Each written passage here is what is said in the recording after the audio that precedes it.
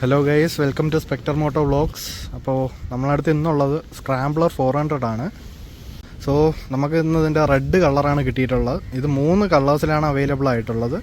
ഒരു റെഡ്, പിന്നെ ഒരു കാക്കി ഗ്രീൻ എന്നും പറഞ്ഞിട്ടൊരു കളറുണ്ട്, പിന്നെ ഒരു ഗ്ലോസി ബ്ലാക്ക് കളറുണ്ട് കേട്ടോ. ഇത് നമുക്ക് ഗ്ലോസി ആയിട്ടുള്ള ഒരു റെഡാണ് വരുന്നത്. ഗ്രീൻ എന്ന് പറയുമ്പോൾ ഒരു മാറ്റ് കളറിലാണ് വരുന്നത്. പിന്നെ നമുക്കിപ്പോൾ ഫ്രണ്ട് സെക്ഷനിൽ നോക്കിക്കഴിഞ്ഞാൽ LED ഹെഡ് ലാമ്പ്സ് കൊടുത്തിട്ടുണ്ട്, പിന്നെ LED ഇൻഡിക്കേറ്റേഴ്സ് എല്ലാം കാണാൻ പറ്റും. പിന്നെ നമുക്ക് ഫ്രണ്ടിൽ ഇവിടെ നക്കിൾ ഗാർഡ്സ് വരുന്നുണ്ട്. നമുക്കിപ്പോൾ സ്പീഡ് 400 അതിൽ വരുന്നില്ല. അത്യാവശ്യം കുഴപ്പമില്ലാത്തൊരു ക്വാളിറ്റി എന്നേ പറയാൻ പറ്റൂ. നല്ല കിടിലൻ ക്വാളിറ്റി എന്ന് പറയാൻ പറ്റത്തില്ല. അത് പിന്നെ പറയാം, ക്വാളിറ്റി വൈസ് ഞാൻ പിന്നെ പറയാം. പിന്നെ ഹെഡ് ലാമ്പ്സിൻ്റെ വിസിബിലിറ്റിയുടെ കാര്യം ഞാൻ വണ്ടി നൈറ്റ് ഓടിച്ചിട്ടില്ല, സോ അതിനെക്കുറിച്ച് എനിക്ക് പറയാൻ പറ്റത്തില്ല. പിന്നെ LED ഇൻഡിക്കേറ്റേഴ്സ് കൊടുത്തിട്ടുണ്ട്. ഫ്രണ്ട് USD ആണ് കൊടുത്തിട്ടുള്ളത്. ഒരു 43 mm ഒരു USD കൊടുത്തിട്ടുണ്ട്. ഒരു 150 mm ട്രാവൽ വരുന്നുണ്ട്. പിന്നെ ഫ്രണ്ട് വരുന്നത് ഒരു 19 ഇഞ്ച് അലോയ് വീൽസ് കൊടുത്തിട്ടുണ്ട് ഫ്രണ്ട്. പിന്നെ ബാക്ക് സെക്ഷനിൽ വരുമ്പോഴത്തേക്കും നമുക്ക് 17 ഇഞ്ച് കേട്ടോ, 17 ഇഞ്ച് അലോയ് വീൽസാണ് വരുന്നത്. ടയേഴ്സ് വരുന്നത് ഒരു MRF K, ഓക്കെ, അതാണ് വരുന്നത്. പിന്നെ ഫ്രണ്ട് സെക്ഷൻ ടയർ വരുമ്പോൾ 119 R19 സെക്ഷനും, ബാക്ക് വരുമ്പോഴത്തേക്കും 140 80 R17 സെക്ഷൻ ടയേഴ്സാണ് വരുന്നത്. ഞാൻ റോഡിൽ ഓടിച്ചു നോക്കിയപ്പോൾ അത്യാവശ്യം കുഴപ്പമില്ലാത്ത ടയേഴ്സാണ്. കോർണറിങ്ങിൽ അത്യാവശ്യം കോൺഫിഡൻസ് കാര്യങ്ങളൊക്കെ കിട്ടുന്നുണ്ട്. പിന്നെ ഓഫ് റോഡൊന്നും അധികം ട്രൈ ചെയ്തില്ല. ഫ്രണ്ട് സസ്പെൻഷൻ വരുമ്പോഴത്തേക്കും 43 mm ആണെന്ന് പറഞ്ഞു. അത്യാവശ്യം മോഡറേറ്റ് ആയിട്ടുള്ള ഒരു രീതിക്കാണ് സെറ്റ് ചെയ്തേക്കുന്നത്. ബാക്ക് വരുന്നത് ഒരു മോണോഷോക്ക് സസ്പെൻഷനാണ് കേട്ടോ. അത് പ്രീലോഡ് അഡ്ജസ്റ്റബിൾ ആയിട്ടുള്ള ഒരു എക്സ്റ്റേണൽ റിസർവെയർ ഒക്കെ വരുന്ന ഒരു സസ്പെൻഷനാണ് ബാക്കിൽ കൊടുത്തിട്ടുള്ളത്. അത്യാവശ്യം അത് ബാക്ക് സസ്പെൻഷൻ അത്യാവശ്യം നല്ല സോഫ്റ്റ് ആയിട്ടുള്ളൊരു സസ്പെൻഷനാണ് കൊടുത്തിട്ടുള്ളത്. ഫ്രണ്ട് അത്യാവശ്യം മോഡറേറ്റ് ആയിട്ടുള്ള ഒരു രീതിക്കാണ് സെറ്റ് ചെയ്തേക്കുന്നത്. പിന്നെ ഇവിടെ അത്യാവശ്യം കുഴപ്പമില്ലാത്തൊരു മഡ് ഗാർഡ് കൊടുത്തിട്ടുണ്ട്. ചെളിയൊന്നും അധികം തെറിക്കുന്നില്ല. പിന്നെ ഇവിടെ നിങ്ങൾക്ക് നോക്കിക്കഴിഞ്ഞാൽ റേഡിയേറ്റർ കാണാൻ പറ്റും. വെർട്ടിക്കലായിട്ടുള്ള ഒരു രീതിക്കാണ് റേഡിയേറ്റർ സെറ്റ് ചെയ്തേക്കുന്നത്. അടിയിൽ ബാഷ് പ്ലേറ്റ് ഉണ്ട്. നിങ്ങൾക്ക് ഓഫ് റോഡൊക്കെ ചെയ്യുന്നുണ്ടെങ്കിൽ യൂസ്ഫുള്ളായിരിക്കും. പിന്നെ അവിടെ വരുന്നൊരു പ്രശ്നം എന്താണെന്ന് വെച്ച് കഴിഞ്ഞാൽ, ഇവിടെ ആയിട്ടാണ് നിങ്ങൾക്ക് കൂളൻ ടാങ്ക് വരുന്നത്. അടിയിലായിട്ടാണ്, എൻജിൻ്റെ അടിയിലായിട്ടാണ്. സോ അതിനെ ഗാർഡ് ചെയ്യാനായിട്ടും കൂടെയാണ് നമുക്കിവിടെ ഈ ബാഷ് പ്ലേറ്റ്സ് കൊടുത്തിട്ടുള്ളത്. പിന്നെ ബ്രേക്സ് വരുമ്പോഴത്തേക്കും നമുക്കിപ്പോൾ ഫ്രണ്ടിൽ 320 mm ബ്രേക്സാണ് കൊടുത്തിട്ടുള്ളത്. Back 240 mm. അത്യാവശ്യം കുഴപ്പമില്ലാത്ത ബ്രേക്കിംഗ് ഉള്ള ഒരു ബൈക്കാണ്. ഫ്രണ്ടിൽ 4 പിസ്റ്റൺ കാലിപ്പേഴ്സാണ് വരുന്നത്, വൈബ്രയുടെയാണ്. ബാക്കിൽ സിംഗിൾ പിസ്റ്റൺ ഫ്ലോട്ടിംഗ് കാലിപ്പേഴ്സാണ് വരുന്നത്. പിന്നെ നമുക്കിപ്പോൾ ഫ്രെയിം വരുമ്പോഴത്തേക്കും ഒരു ട്യൂബുലാർ ഫ്രെയിമാണ് കൊടുത്തിട്ടുള്ളത്. ഒരു ബോൾട്ട് ഓൺ സബ് ഫ്രെയിമും കൊടുത്തിട്ടുണ്ട്. സ്വിംഗ് ആമിൻ്റെ കാര്യം വരികയാണെങ്കിൽ ഒരു അലൂമിനിയം സ്വിംഗ് ആമാണ് നമുക്കിവിടെ കൊടുത്തിട്ടുള്ളത്. നമുക്കിപ്പോൾ അടുത്തത് എൻജിൻ സൈഡിലോട്ട് പോവാം. എൻജിൻ നമുക്കിപ്പോൾ വന്നേക്കുന്നത് പുതിയ നമ്മളുടെ 398cc നമ്മളുടെ KTMസിലൊക്കെ വന്ന ആ സെയിം എൻജിനാണ്. സെയിം എന്ന് പറയാൻ പറ്റില്ല, ഓടിച്ചു നോക്കിയപ്പോഴത്തേക്കും എനിക്ക് ആ ഒരു സെയിം രീതിക്ക് പറയാൻ പറ്റത്തില്ല. ഡൊമിനാറിൻ്റെ ഒരു സൗണ്ടുമായിട്ട് സിമിലാരിറ്റി ഉണ്ടോ എന്ന് ചോദിച്ചു കഴിഞ്ഞാൽ എക്സോസ് നോട്ട് സിമിലാരിറ്റി ഉണ്ട്. അത്യാവശ്യം നല്ല എക്സോസ് നോട്ടാണ്, ഞാൻ കേൾപ്പിച്ച് തരാം. പിന്നെ ഇവിടെ വന്നേക്കുന്ന എഞ്ചിനെന്ന് പറയുമ്പോൾ ഒരു 398cc liquid cooled 4 valve DOHC single cylinder എഞ്ചിനാണ് ഇവിടെ കൊടുത്തിട്ടുള്ളത്. ഇവിടെ ഇപ്പോൾ ഡുവൽ ടിപ്പ് എക്സോസ്റ്റൊക്കെ കൊടുത്തിട്ടുണ്ട്. നമുക്ക് സ്പീഡിലാണെങ്കിൽ അത് സിംഗിൾ എക്സോസ്റ്റാണ് വരുന്നത്. നമുക്ക് ഇപ്പോൾ നമ്മളെ സബിൻ ബ്രോ വീഡിയോ ചെയ്തിട്ടുണ്ട്, ഞാൻ അത് ഡിസ്ക്രിപ്ഷനിൽ കൊടുത്തിട്ടുണ്ട്. ലിങ്ക്, ബൈക്കിൻ്റെ റിവ്യൂയുടെ ലിങ്ക് ഡിസ്ക്രിപ്ഷനിൽ കൊടുക്കാം. നിങ്ങൾ സ്പീഡിൻ്റെ റിവ്യൂ കാണണമെങ്കിൽ ബ്രോവിൻ്റെ ചാനലിൽ കയറി വിസിറ്റ് ചെയ്താൽ മതി. ഞാൻ ഇപ്പോൾ സ്ക്രാംബ്ലറിൻ്റെ വീഡിയോ മാത്രമേ ചെയ്യുന്നുള്ളൂ. പിന്നെ ടാങ്ക് വരുന്നത് ഒരു 13 ലിറ്റർ ടാങ്കാണ്. അത്യാവശ്യം നമുക്ക് ലോങ്ങൊക്കെ പോകാനായിട്ട് 13 ലിറ്റർ ധാരാളമാണ്. നമുക്കിപ്പോൾ പിന്നെ വരുന്നത് ഇവിടെ സൈഡിലായിട്ട് ടാങ്കിൽ ഗ്രിപ്പ് വരുന്നുണ്ട്. പിന്നെ ഒരു റൈറ്റ് സൈഡിലായിട്ടാണ് ഇതിൻ്റെ ടാങ്ക് ക്യാപ്പ് വരുന്നത് കേട്ടോ. അപ്പോൾ ഇതിൻ്റെ ഒരു മൈലേജ് എന്നൊക്കെ പറയുമ്പോഴത്തേക്ക് ഹൈവേയിൽ ഒരു 28 ആ ഒരു റേഞ്ചൊക്കെ പ്രതീക്ഷിക്കാം. ഞാൻ മൈലേജ് ടെസ്റ്റ് ഒന്നും ചെയ്തിട്ടില്ല. പിന്നെ നമുക്ക് ചെയിൻ ഡ്രൈവ് വരുന്നത് KTM ബൈക്സിലൊക്കെ ലെഫ്റ്റ് സൈഡിലാണ്. നമുക്ക് ഇതിൽ വരുന്നത് റൈറ്റ് സൈഡിലായിട്ടാണ് ചെയിൻ ഡ്രൈവ് വരുന്നത്. പിന്നെ ഇതിൻ്റെ സ്പ്രോക്കറ്റ് വരുമ്പോഴത്തേക്കും നമ്മളുടെ സ്പീഡ് 400 ഞാൻ വെച്ച് നോക്കുമ്പോഴത്തേക്കും ഒരു ടീത്ത് ഫ്രണ്ട് സ്പ്രോക്കറ്റ് ഒരു ടീത്ത് കുറവാണ്. പിന്നെ നമുക്കിപ്പോൾ വേറെ ഹാൻഡിൽ ബാർ ലിവേഴ്സൊക്കെ വരുന്ന ലിവേഴ്സ് അഡ്ജസ്റ്റബിൾ ലിവേഴ്സ് അല്ല. പിന്നെ ഹാൻഡിൽ ബാർ അത്യാവശ്യം നല്ല വൈഡായിട്ടുള്ളൊരു ഹാൻഡിൽ ബാറാണ് കൊടുത്തിട്ടുള്ളത്. പിന്നെ സീറ്റ് നമുക്കിപ്പോൾ അത്യാവശ്യം പില്ലിയൺ ഫ്രണ്ട്ലി ആയിട്ടുള്ളൊരു സീറ്റാണ്. റൈഡറും പില്ലിയണും ഫ്രണ്ട്ലി ആയിട്ടുള്ളൊരു സീറ്റാണ് കൊടുത്തിട്ടുള്ളത്. എന്നാലും ഭയങ്കര സോഫ്റ്റ് ആയിട്ടുള്ള സീറ്റൊന്നല്ല, അത്യാവശ്യം കുഴപ്പമില്ലാത്ത രീതിക്കുള്ളൊരു സീറ്റാണ് നമുക്കിവിടെ കിട്ടുന്നത്. പിന്നെ പില്ലിയൺ പിടിച്ചിരിക്കാനായിട്ട് ഇവിടെ നല്ലൊരു ഗ്രാബ് റെയിൽ കൊടുത്തിട്ടുണ്ട്. പിന്നെ വരുമ്പോഴത്തേക്കും വണ്ടിയുടെ സീറ്റായിട്ട് വരുന്നത് 835 mm ആണ് വണ്ടിക്ക് സീറ്റായിട്ട് വരുന്നത്.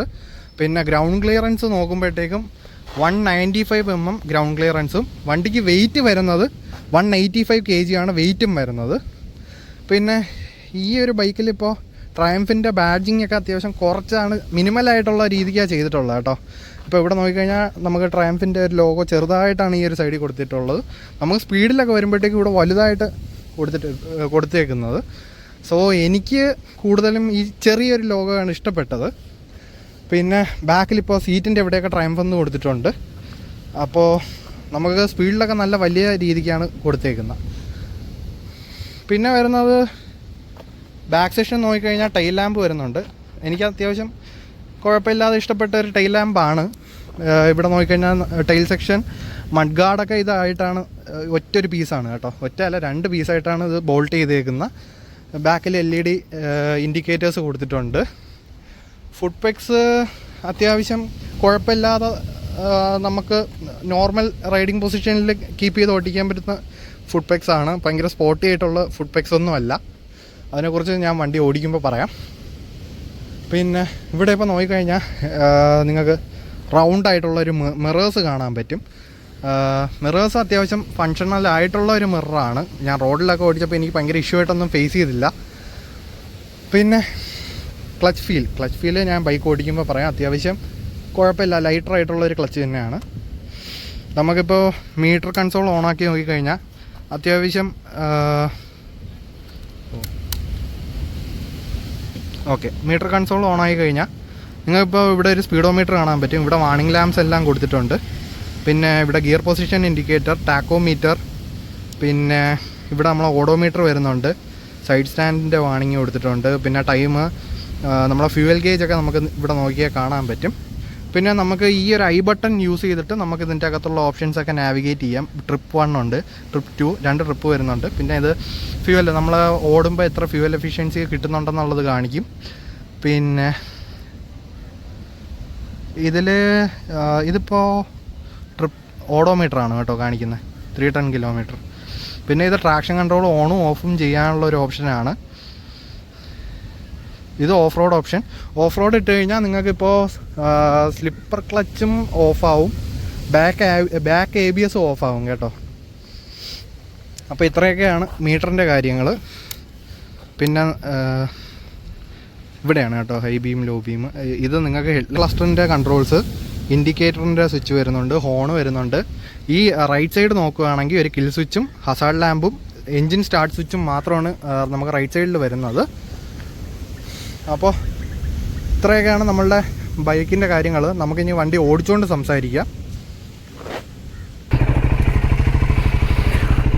അപ്പോൾ നമ്മൾ ബൈക്ക് സ്റ്റാർട്ട് ചെയ്തിട്ടുണ്ട്. നിങ്ങൾക്ക് എക്സോസ്റ്റ് നോട്ട് കേൾപ്പിച്ച് തരാം.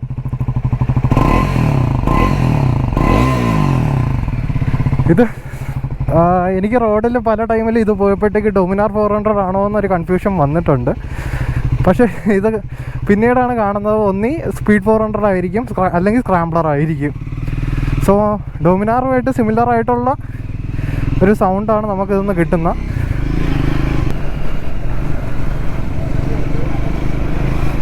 അപ്പോൾ നമ്മൾ റോഡിലോട്ട് കയറിയിട്ടുണ്ട്. ബാക്കി കാര്യം അപ്പോൾ സംസാരിക്കാം. നമുക്കിപ്പോൾ ഇതൊരു സ്ക്രാംബ്ലർ മോട്ടോർ സൈക്കിളാണ്. സോ നമുക്ക് അത്യാവശ്യം നല്ലൊരു കമാൻഡിങ് ആയിട്ടുള്ളൊരു വ്യൂ ആണ് നമുക്കിപ്പോൾ കിട്ടുന്നത്. ഞാനിപ്പോൾ ഇരിക്കുന്നത് നല്ല അപ്രൈറ്റ് ആയിട്ടാണ് കേട്ടോ ഇരിക്കുന്നത്. എനിക്ക് യാതൊരു രീതിക്കുള്ള സ്പോർട്ടിനെസ് ഒന്നും ഈ ഒരു ബൈക്കിൽ നിന്ന് കിട്ടുന്നില്ല. അത്യാവശ്യം നല്ല കംഫർട്ടബിൾ ആയിട്ടുള്ളൊരു സീറ്റിംഗ് പൊസിഷനാണ്. പിന്നെ പില്ലിയൻ കംഫർട്ട് എങ്ങനെ ഉണ്ടെന്ന് ചോദിച്ചു കഴിഞ്ഞാൽ, പില്ലിയന് അത്യാവശ്യം നല്ല കംഫർട്ടബിൾ ആയിട്ടുള്ളൊരു സീറ്റാണ് കൊടുത്തിട്ടുള്ളത്. പിന്നെ നിങ്ങൾ ശ്രദ്ധിച്ചൊക്കെ ഒന്ന് കൈ കൊടുക്കണം, കാരണം പില്ലിയൻ ചെറുതായിട്ടൊന്ന് ബാക്കിലോട്ട് പോകുന്ന ഒരു ഫീൽ വരുന്നുണ്ടെന്ന് പില്ലിയൻ എൻ്റെ അടുത്ത് പറഞ്ഞായിരുന്നു. വേറെ കുഴപ്പങ്ങളൊന്നുമില്ല. It's a beautiful bike. പിന്നെ എനിക്കിതിൽ നമ്മളുടെ സ്പീഡിനെ വെച്ച് കമ്പയർ ചെയ്യുമ്പോൾ കുറച്ചും കൂടെ ഒരു ചെറിയൊരു പൊടിക്ക് ടോർക്കി ആയിട്ട് ഫീൽ ചെയ്യുന്നുണ്ട് കേട്ടോ.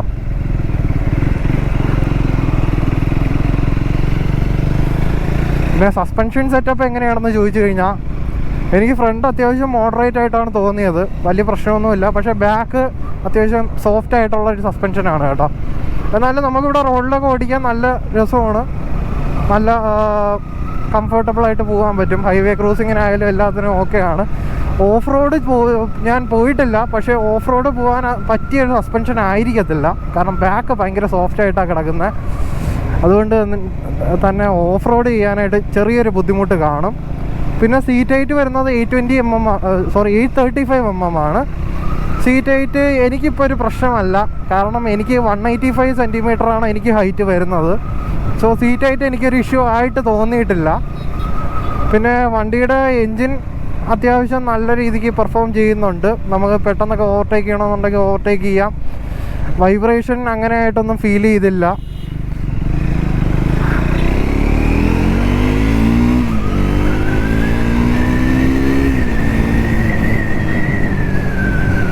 വൈബ്രേഷൻ ഭയങ്കരമായിട്ട് ഫീൽ ചെയ്യുന്നത് കുറച്ച് ഹയർ RPM പോകുമ്പോഴത്തേക്കും എനിക്ക് ഈ നക്കിൾ ഗാർഡിൽ നിന്ന് ചെറിയൊരു വൈബ്രേഷൻ വരുന്നുണ്ട്. പിന്നെ ഈ മിററിന്ന് ചെറിയൊരു വൈബ്രേഷൻ, ഭയങ്കര ഡിസ്റ്റർബിങ് ആയിട്ടുള്ളൊരു വൈബ്രേഷൻ അല്ല, ചെറിയൊരു വൈബ്രേഷൻ വരുന്നുണ്ട്.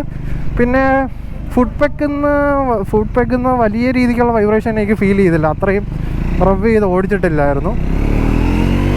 ചെറിയൊരു രീതിക്ക് വൈബ്രേഷൻ ഉണ്ട്, അത് ഹയർ RPM പോകുമ്പോഴാണ് ചെറിയ രീതിക്ക് ഒരു വൈബ്രേഷൻ വരുന്നത്. പിന്നെ ബ്രേക്സിൻ്റെ പെർഫോമൻസ് എങ്ങനെയാണെന്ന് ചോദിച്ചു കഴിഞ്ഞാൽ, ബ്രംബോവിൻ്റെ കാലിപ്പേഴ്സാണ് 320 mm ആൻഡ് 240 mm റോട്ടേഴ്സാണ് വരുന്നത്. അത്യാവശ്യം നല്ല രീതിക്കുള്ള ഫ്രണ്ട് ബ്രേക്കിംഗ് പെർഫോമൻസ് കിട്ടുന്നുണ്ട്. നമുക്ക് നമ്മളുടെ സ്പോർട്സ് ബൈക്സ്, നമ്മൾ ഡ്യൂക്ക് 390 അതിൽ വരുന്ന അത്രയും ഒരു മാരകമായിട്ടുള്ളൊരു ബൈറ്റല്ല. അത്യാവശ്യം നിങ്ങൾ ഒരു 150 cc ഒക്കെ ഓടിച്ച് എക്സ്പീരിയൻസ് ഉള്ള ഒരാളാണെങ്കിൽ ഈസിലി മാനേജ് ചെയ്യാൻ പറ്റുന്ന ഒരു ബ്രേക്കാണ്. പിന്നെ ബാക്ക് അത്യാവശ്യം ഞാനിതിൽ കൂടുതലും ഫ്രണ്ട് ബ്രേക്കാണ് യൂസ് ചെയ്തത്. ബാക്ക് കുഴപ്പമില്ലാത്തൊരു ബ്രേക്ക് എന്ന് വേണമെങ്കിൽ പറയാം. നമ്മളിപ്പോൾ കൊല്ലം ബീച്ച് സൈഡിലാണ് കേട്ടോ. പിന്നെ ഇതിൻ്റെ ഒരു ക്രൂസിങ് സ്പീഡ് എന്നൊക്കെ പറയുമ്പോഴത്തേക്ക് ഞാൻ ഹൈവേയിൽ ഓടിച്ചപ്പോൾ ഞാനൊരു 100-120 ആ ഒരു റേഞ്ചിലൊക്കെയാണ് ക്രൂസ് ചെയ്തിട്ടുള്ളത്. നിങ്ങൾക്ക് സിറ്റി യൂസിലൊന്നും അങ്ങനെ വലിയ ഇഷ്യൂസൊന്നും ഫേസ് ചെയ്യേണ്ടി വരത്തില്ല. സിറ്റിയിലൊക്കെ നിങ്ങൾക്ക് ഞാൻ 6th ഒക്കെ ഇട്ടിട്ട് ഇതേപോലത്തേക്ക് ഒരു റോഡിൽ ഒരു 50-ലൊക്കെ പോയായിരുന്നു. വലിയ എൻജിൻ നോക്കിങ്ങോ കാര്യങ്ങളൊന്നും പ്രശ്നമായിട്ട് തോന്നിയില്ല.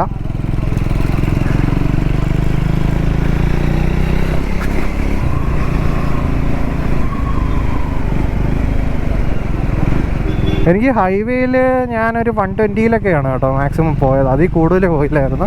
എന്നിട്ടും പില്ലിയന് വലിയ ബുദ്ധിമുട്ടൊന്നും ഇല്ലായിരുന്നു.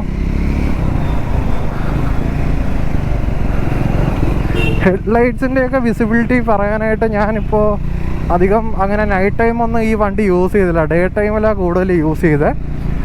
പിന്നെ നമുക്കിപ്പോൾ ഹീറ്റിംഗ് എങ്ങനെയാണ് ഈ എൻജിനിൽ നിന്ന് വരുന്നതെന്ന് ചോദിച്ചു കഴിഞ്ഞാൽ, നമ്മൾ ഇപ്പോൾ ഇങ്ങനെ മൂവിങ് ആയിട്ടുള്ളൊരു ട്രാഫിക്കിലാണെങ്കിൽ ഭയങ്കര ഒരു ഇഷ്യൂ ആയിട്ട് ഫീൽ ചെയ്തില്ല. പക്ഷേ സ്റ്റക്കായിട്ട് ഇരിക്കുന്ന ഒരു ട്രാഫിക്കിലാണെങ്കിൽ വാമാവുന്നുണ്ട്, എൻജിൻ അത്യാവശ്യം ഹീറ്റ് ആവുന്നുണ്ട്. ഹീറ്റ് നമ്മളെ കാലിലാണ് അടിക്കുന്നത്.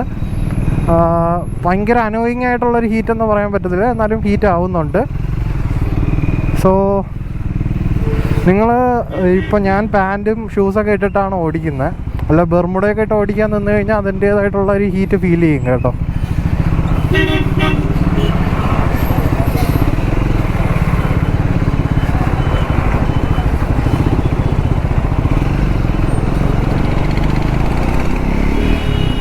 പിന്നെ ഇത് നിങ്ങൾക്ക് ഓഫ് റോഡിനും നിങ്ങൾക്ക് റോഡ് യൂസിന് യൂസ് ചെയ്യാൻ പറ്റുന്ന ഒരു മോട്ടോർ സൈക്കിളാണ്. സോ നിങ്ങളൊരു പക്ക ഓഫ് റോഡിങ് മെഷീനാണ് നോക്കുന്നതെങ്കിൽ ഈ ഒരു ബൈക്ക് ഒരിക്കലും നിങ്ങൾ നോക്കല്ല്. നിങ്ങൾക്കിത് വെച്ച് ചെയ്യാൻ പറ്റത്തില്ല എന്നല്ല ഞാൻ പറയുന്നത്. ഓഫ് റോഡ് ചെയ്യാൻ പറ്റും.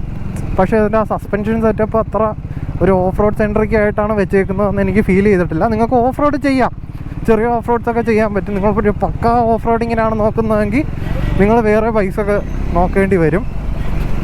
ഇത് നിങ്ങൾക്കിപ്പോൾ ഇതേപോലെയൊക്കെ സിറ്റി യൂസിൽ കാര്യങ്ങൾക്കും ചെറിയ മൈനറായിട്ടുള്ള ഓഫ് റോഡ്സിനൊക്കെ യൂസ് ചെയ്യാൻ പറ്റിയ ഒരു മോട്ടോർ സൈക്കിളാണ് സ്ക്രാംബ്ലർ 400.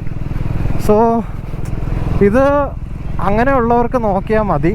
നിങ്ങളിപ്പോൾ ഒരു 200cc അല്ലെങ്കിൽ ഒരു 150cc ഒക്കെ ഓടിച്ച് എക്സ്പീരിയൻസ് ഉള്ള ഒരാളാണെങ്കിൽ ഇതിൻ്റെ പവർ നല്ല രീതിക്ക് ഹാൻഡിൽ ചെയ്യാൻ പറ്റുന്നതാണ്.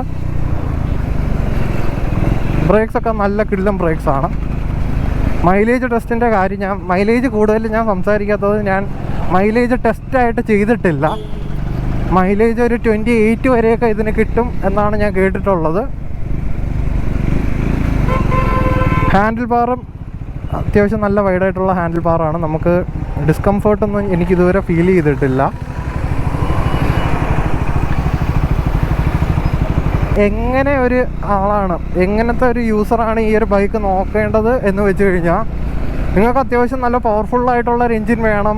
ഹൈവേ ക്രൂസിങ്ങിനായിട്ടാണ് നിങ്ങളൊരു ബൈക്ക് നോക്കുന്നത്. ചെറിയ ഓഫ് റോഡ്സൊക്കെ ചെയ്യണം.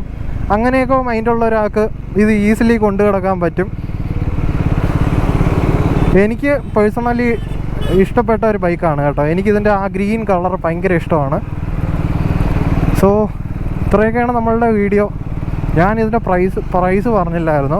പ്രൈസ് ഇപ്പോൾ വരുന്നത് 3,33,000 ആണ് കേട്ടോ വരുന്നത്. അതൊരു ഓഫർ പ്രൈസാണ്. അപ്പോൾ നമുക്ക് ഈ ബൈക്ക് പ്രൊവൈഡ് ചെയ്തേക്കുന്നത് സാരഥി ട്രയംഫാണ് കൊല്ലത്തെ.